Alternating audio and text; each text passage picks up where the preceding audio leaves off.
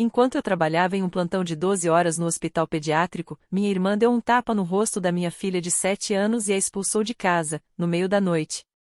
Minha filha passou o Natal na varanda, do lado de fora de uma porta trancada. Todos nós decidimos que ela deveria sair, disse minha mãe. Eu não gritei. Eu agi. 3 horas depois, a vida deles começou a desmoronar. Era para ser um Natal normal 12 horas de horas extras, café demais, a mistura de sempre entre brilho e germes. Eu funcionava no modo automático, guiada apenas pelas luzes do hospital, quando o turno finalmente acabou. O que me mantinha de pé era a imagem na minha cabeça, dirigir até a casa dos meus pais, ver minha filha Alice sentada à mesa, sobremesa ainda no prato, o som do papel de presente sendo rasgado, o caos familiar mas daquele tipo que eu podia deixar para trás no fim da noite. O estacionamento estava meio congelado quando saí do hospital. Disse a mim mesma que o pior do dia já tinha passado. Eu não fazia ideia. Quando cheguei na rua deles, a neve tinha começado a cair de novo. A casa brilhava através da tempestade perfeita demais, silenciosa demais. Entrei esperando barulho, abraços, o cheiro de comida. Em vez disso, encontrei um cenário montado. Mesa limpa, copos pela metade, minha mãe empilhando pratos como uma garçonete no fim do turno. Minha irmã Vanessa encostada no balcão, rolando o celular. Cadê a Alice? Perguntei. Elas trocaram aquele olhar meio segundo, cheio de significado. Ah, disse Vanessa. Ela foi pra casa. Pesquei. Pra casa. Minha mãe nem levantou a cabeça. Nós decidimos que ela devia ir embora. Precisava aprender uma lição. Por um instante, achei que tinha ouvido errado. Mas as palavras caíram frias e sólidas. Vocês mandaram ela sozinha? Ela sabe o caminho, respondeu minha mãe. A Vanessa disse que não é longe. Está escuro, eu disse. Ela tem 7 anos. Ela vai ficar bem. O tom da minha mãe sugeria que o problema era eu não o clima. Algo dentro de mim ficou leve, vazio. A parte do meu cérebro que discutia desligou. A parte que dirige continuou. O carro parecia pequeno demais para tanta angústia. Cada poste de luz parecia igual. No meio do caminho, tentei negociar com a realidade. Talvez tivessem exagerado. Talvez alguém a tivesse acompanhado de volta. Talvez ela já estivesse em casa, dormindo no sofá, e eu estivesse surtando à toa. Mas quando virei a esquina, o prédio estava escuro. E lá estava ela. Alice, parada na porta, pequena e imóvel, o ar formando nuvens diante do rosto. Quando me viu, não correu. Apenas sussurrou: você estava no trabalho. Saí do carro antes que ele parasse. Agora você está segura, eu disse, embora não tivesse certeza de qual de nós precisava mais ouvir aquilo. Dentro de casa, enrolei-a num cobertor. Seus dedos estavam rosados e duros. Me conta o que aconteceu. A voz dela era pequena, a tia Vanessa disse que eu fui má. Todo mundo ficou bravo. Mandaram eu ir para casa. Por quê? Perguntei. Ela hesitou. Porque eu não deixei o Ethan brincar com o meu brinquedo novo. Ele quebra as coisas. Uma pausa. Eles disseram que eu não fazia parte da família se não soubesse compartilhar. Eu chorei, e eles mandaram eu ir embora. Isso bastou. Afastei o cabelo dela do rosto. Uma marca leve sombreava sua bochecha. Você não fez nada de errado, eu disse. Ela assentiu, mas não acreditou. Desculpa, sussurrou. Por quê? Perguntei. Por estragar o Natal. Aquilo quase me destruiu. Você não estragou nada. Foram eles. Ela adormeceu em poucos minutos, ainda segurando a ponta do cobertor como se ele pudesse desaparecer. Fiquei sentada ali no silêncio, o barulho do aquecedor sendo o único som. Cada conversa daquela casa se repetia na minha cabeça até as palavras perderem o sentido. Então peguei o celular. Vanessa atendeu no segundo toque, a voz suave como vinho. Ah, você encontrou ela. O que exatamente aconteceu essa noite? Perguntei. Um suspiro. Ela estava fora de controle. Eu disciplinei ela. Ela vai sobreviver. Disciplinou. Não começa, Caroline. Você mima demais essa menina. Ela estava estragando o jantar. Deixei o silêncio se estender até que ela mesma o preenchesse. Você tá fazendo aquela cara, disse. Há de julgamento. Encerrei a ligação. Mais tarde, fui ver Alice de novo. Ela estava aquecida agora, o rosto macio, a respiração estável. A sombra leve em sua bochecha refletia a luz do abajur, e algo dentro de mim ficou absolutamente imóvel. Eles chamaram aquilo de disciplina. Chamaram de amor. Seja lá o que fosse, acabou naquela noite. Eu não gritei. Eu não chorei. Mas enquanto eles dormiam embalados pelo vinho e pela própria justiça, eu comecei a fazer planos. 3 horas depois, a vida deles começou a desmoronar. As pessoas não se tornam cruéis de um dia para o outro. Eu devia saber. Cresci com isso. Costumava achar que minha família era apenas rígida. Era assim que minha mãe chamava sempre que alguém chorava à mesa. Rígida, não má. Disciplina, não raiva. Ela tinha um dom para transformar dor em virtude. Se deixássemos algo cair rígida. Se esquecêssemos alguma coisa rígida. Se respirássemos errado rígida. Meu pai quase nunca dizia nada. Ficava sentado na poltrona lendo sobre beisebol ou fingindo que lia. Mamãe cuidava da educação. Dizia que um bom pai faz os filhos o respeitarem. O medo, por acaso, se parecia muito com respeito na nossa casa. Quando eu era pequena, não era só comigo. Vanessa também sofria até descobrir o sistema. Um dia, percebeu que, se sorrisse do jeito certo, dissesse assim, senhora na hora certa, o raio mudava de direção. Depois disso, era quase sempre eu quem levava o golpe. No ensino fundamental, eu já sabia ler os passos da minha mãe como outras crianças liam histórias de ninar. Passos curtos significavam sermão. Passos longos significavam corre. Vanessa aprendeu a transformar isso em arma. Se algo quebrava, ela chorava primeiro. Se algo derramava, ela sussurrava meu nome como uma oração. Eu ficava parada enquanto mamãe elogiava sua boa menina por ser sincera e me punia mesmo assim. Lembro de uma vez em que uma escova de cabelo voou pela sala era da Vanessa, tecnicamente, mas a culpa foi minha, porque eu a provoquei. Tentei me defender, disse que não era justo. No dia seguinte, fiquei de castigo por falar como uma filha ingrata. Foi aí que eu parei de discutir. Você não pode vencer uma discussão quando o veredito já está dado. Passei o resto da infância procurando saídas. Os livros foram a primeira. A ciência, a segunda. Eu gostava da ciência porque nela causa e efeito realmente faziam sentido. Enquanto outras crianças queriam ser cantoras ou astronautas, eu queria ser médica e especificamente pediatra. Eu remendava bonecas e dava palestras para pacientes invisíveis sobre a importância de lavar as mãos. A primeira vez que contei à minha família, eles riram tanto que meu pai engasgou com o café. Minha mãe disse, querida, você desmaiaria só de ver sangue. Vanessa completou, você não tem perfil de faculdade de medicina, Caroline. Eu tinha 12 anos, então fiz o que crianças ressentidas fazem, estudei como se vingança fosse uma matéria escolar. Cada nota que eu levava para casa era um argumento que eles não podiam gritar por cima. Nunca disseram eu tenho orgulho de você, mas minha mãe começou a soltar comentários como, bom, estudar mantém ela longe de confusão. Eu considerei isso um progresso. Quando passei para a faculdade de medicina, meu pai disse, vamos ver se você aguenta até o fim. Quando me formei, ele comentou, você perdeu o chá de bebê da sua irmã. Nada do que eu fazia comprava paz, apenas críticas mais silenciosas. Casei jovem, jovem demais. Talvez eu tenha confundido a ausência de gritos com amor.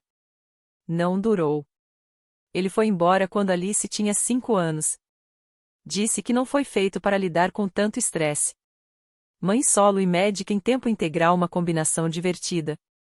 Mas eu dei conta. Sempre fui boa em dar conta. Boa em segurar coisas que queriam quebrar. Mamãe disse, talvez se você não fosse tão opinativa, ele teria ficado. Vanessa acrescentou, pelo menos agora você vai ter mais tempo para os seus pacientes. Elas nunca mudavam. Só atualizavam os insultos. Mesmo assim, eu continuava ligando em feriados, aniversários, todas as armadilhas de culpa de sempre. Eu dizia a mim mesma que família é família. E talvez quisesse que Alice conhecesse a dela. Quando minha carreira começou a render, a culpa virou financeira. Os filhos da Vanessa, Ethan e Ká, estavam em todas as atividades caras imagináveis. Ele jogava em uma academia de futebol particular. Ela fazia balé com uma ex-primeira bailarina que cobrava como se ainda estivesse no palco. Vanessa não podia pagar por nada disso. Eu podia. Então pagava, todo mês, em silêncio. Sem esperar agradecimento. E ainda tinha mamãe. O tratamento dela para dor nas articulações incluía palmeiras, águas minerais e gente chamada Sem. Chamava-se Retiro de Bem-Estar, linguagem de gente rica para férias com atestado médico. Eu dizia a mim mesma que ela merecia. Ela dizia a todos os outros que sua filha médica tinha insistido. Às vezes, eu me pegava calculando quantas horas teria de trabalhar para bancar o conforto deles. Aí me sentia mesquinha e parava. Essa é a coisa sobre crescer em uma família como a minha, você começa a achar que generosidade é o aluguel que se paga por existir. Quando Alice completou 7 anos, a família da Vanessa praticamente vivia do meu depósito direto. Mas eu dizia a mim mesma que tudo bem. Mantinha a paz. Mantinha todos gentis com Alice. Eles a convidavam para passar o fim de semana, mandavam fotos dela assando bolos com Ká, brincando com Ethan, sorrindo como se realmente pertencesse àquele lugar. Eu olhava aquelas fotos entre um paciente e outro e pensava, talvez agora seja diferente. Soiler, não era. A verdade é que eu queria que ela tivesse a família que eu nunca tive. Uma avó que aplaudisse suas conquistas. Uma tia que a chamasse de doce, não de mimada. Primos que a tratassem como parte do grupo. Eu não percebi que estava mandando minha filha para a mesma tempestade, só que com enfeites mais bonitos. Na manhã seguinte, a casa cheirava a café e determinação. Alice estava sentada à mesa, de pijama, desenhando círculos na caneca que eu tinha dado para ela. O roxo na bochecha havia quase sumido, mas o olhar nos olhos dela, não. Ela estava quieta, cautelosa. Crianças aprendem o silêncio rápido quando o mundo ensina alto demais. Ei, eu disse, servindo outra xícara. Sabe o que vamos fazer hoje? Ela balançou a cabeça. Vamos conversar com alguém sobre o que aconteceu. Os olhos dela se arregalaram. Com quem? Com a polícia. Ela ficou imóvel. Eu tô encrencada? Não, respondi. Você não fez nada de errado. A gente vai fazer isso porque as pessoas precisam responder pelo que fazem. Tentei falar de forma leve, casual, como se estivéssemos indo a uma consulta no dentista, e não lidar com um trauma. E mais, acrescentei, você vai ver como são os adultos de verdade, aqueles que escutam de verdade. Ela deu uma risadinha. Foi a primeira vitória do dia. A delegacia estava quase vazia, ressaca de feriado. As luzes fluorescentes zumbiam. O ar cheirava a papel velho e café queimado. Um policial jovem levantou o olhar quando entramos. Posso ajudar? Me apresentei e expliquei o que tinha acontecido. Falei com a voz firme, objetiva, como se apresenta-se um caso. Eu não queria pena, queria registro. Ele assentiu, digitando rápido. Quem foi a pessoa que bateu nela? Minha irmã. Ele piscou. Sua irmã? É, respondi. Coisa de família. Ele hesitou, depois olhou para Alice. Você foi muito corajosa por vir até aqui, querida. Os ombros de Alice se enrijeceram ao ouvirem querida, mas ela assentiu. Progresso. Ele fez algumas perguntas gentis: onde aconteceu, quem estava lá, o que foi dito. Ela respondeu a cada uma em voz baixa, mas clara. Eu fiquei ao lado dela, sem preencher os silêncios. Quando terminou, ele disse que fariam um relatório, colocariam no sistema e talvez entrariam em contato depois. Agradeci, embora nós duas soubéssemos que talvez a significava provavelmente nunca. Mas isso não era o mais importante. O que importava era o olhar de Alice quando saímos de lá. Ela estava mais ereta. A respiração, estável. Do lado de fora, ela disse, você não ficou brava comigo. Por que eu ficaria? Porque eu fiz você ir até lá. Balancei a cabeça. Você não me fez. Eu quis ir. Você precisa saber que, quando alguém te machuca, existe um jeito de dizer isso em voz alta. Ela pensou por um momento. Então eles estão encrencados agora?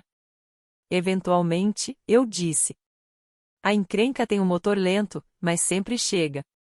Naquela noite, depois que Alice foi dormir, sentei em frente ao laptop e abri o aplicativo do banco. Os números piscavam na tela: transferências, pagamentos, doações disfarçadas de lealdade familiar. Meu cursor pairou sobre o primeiro, o pagamento automático da Vanessa para a academia de futebol do Ita. Cliquei em cancelar. O próximo era a escola de balé da Cora. Cancelar. Depois, o tratamento de bem-estar mensal da minha mãe, também conhecido como coquetéis com água do spa. Cancelar. Cada clique parecia me devolver oxigênio. Pela primeira vez em anos, o dinheiro na minha conta realmente pertencia a mim. Não era vingança. Não exatamente. Era contabilidade emocional e financeira. 2 dias depois, o telefone tocou. Vanessa. Quase não atendi. Quase. Mas a curiosidade venceu. Oi, ela disse, tentando disfarçar o pânico. O pagamento do programa do Ita não foi processado. Você pode verificar no seu banco? Sorri, mesmo sabendo que ela não podia ver. Não precisa. Eu cancelei. Você o quê? Cancelei. Não vou mais pagar por vocês. Você não pode simplesmente fazer isso. Eles vão tirar ele do time. Então paga você. Caroline, isso é ridículo. Você está fazendo uma criança sofrer porque está brava comigo. Você tem razão, respondi. Eu tô brava com você. Mas não é por isso que parei de pagar. É porque aprendi a não dar minhas coisas para quem bate na minha filha. Você está ensinando a Alice a ser egoísta. Ela disparou. Talvez, eu disse. Ou talvez eu esteja ensinando que não significa não. Silêncio. Depois, o clique da ligação encerrada. Progresso parte 2. No dia seguinte, foi a vez da minha mãe. Ela nem perdeu tempo com cumprimentos. Que história é essa de você cancelar os pagamentos? Você tem ideia de como isso é humilhante para sua irmã? Tenho certeza de que ela vai sobreviver. Ela é sua família. Percebi. E quanto a mim? Ela perguntou, com a voz subindo. E os meus tratamentos? Recostei na cadeira. Isso não é tratamento, mãe. É férias. Se quiser pegar um bronzeado, paga você mesma. Caroline, ela sibilou. Como ousa falar comigo assim, depois de tudo o que eu fiz por você? Quer dizer me criar? Sim. Sorri sozinha. Talvez esse seja o problema. Ouvi um som de fúria estática respirando do outro lado da linha. Depois, criança ingrata. Você vai se arrepender disso. Clique. Não me arrependi. À noite, meu celular parecia uma cena de crime. 27 ligações perdidas, 14 mensagens de voz, todas com o mesmo remetente, família. Ignorei todas. Alice apareceu na porta segurando um desenho. 2 bonequinhos de palito, um alto, um pequeno, ambos sorrindo. Posso colocar na geladeira? Perguntou. Claro. Ela hesitou. Mãe, você tá encrencada por ter ido à polícia? Não, respondi. Acho que eles é que estão. Ela sorriu um sorriso pequeno, mas verdadeiro, e colou o desenho na geladeira. O apartamento pareceu mais leve, como se alguém tivesse desligado um ruído constante que eu nem percebia que estava ali. Eu costumava achar que silêncio significava rejeição. Agora, ele soava muito mais como paz. Por anos, eu paguei caro por momentos de tranquilidade e descobri que o silêncio, na verdade, era de graça. O sossego veio primeiro, sem ligações, sem mensagens, sem chantagens emocionais disfarçadas de emergências familiares. Pela primeira vez em anos, acordei e não devia nada a ninguém. Achei que tudo tinha acabado. Mas eu estava errada. O pior ainda estava por vir. Naquela semana, Alice e eu jantamos panquecas só porque podíamos. Deixei que elas afogassem em calda e ri vendo seu rosto brilhar de açúcar e alegria. Pela primeira vez em muito tempo, pensei, cada centavo que eu ganho é para nós. O silêncio, percebi, podia parecer liberdade. Até que deixou de parecer. O envelope estava na minha caixa de correio 3 dias depois, grande, oficial, daquele bege que sempre significa problema. Conselho Estadual de Medicina. Subia as escadas com ele nas mãos como se carregasse uma bomba prestes a explodir. Dentro, uma denúncia. Palavras que não me pertenciam, distorcidas até se tornarem monstros, abuso, instabilidade, inapta para trabalhar com crianças. E no final, as assinaturas. Minha mãe. Vanessa. Por um momento, só encarei o papel. Depois ri aquele tipo de riso fino, entre os dentes, que soa como choro disfarçado de controle. Elas não tinham apenas vindo atrás de mim. Tinham mirado na única coisa que eu construí e que elas nunca conseguiram tocar. Passaram minha infância inteira dizendo que eu nunca seria médica e agora tentavam tornar isso verdade. Gostaria de dizer que reagi com calma. Mas não. Sentei no sofá com a carta no colo e contei meus batimentos até eles pararem de soar como tiros.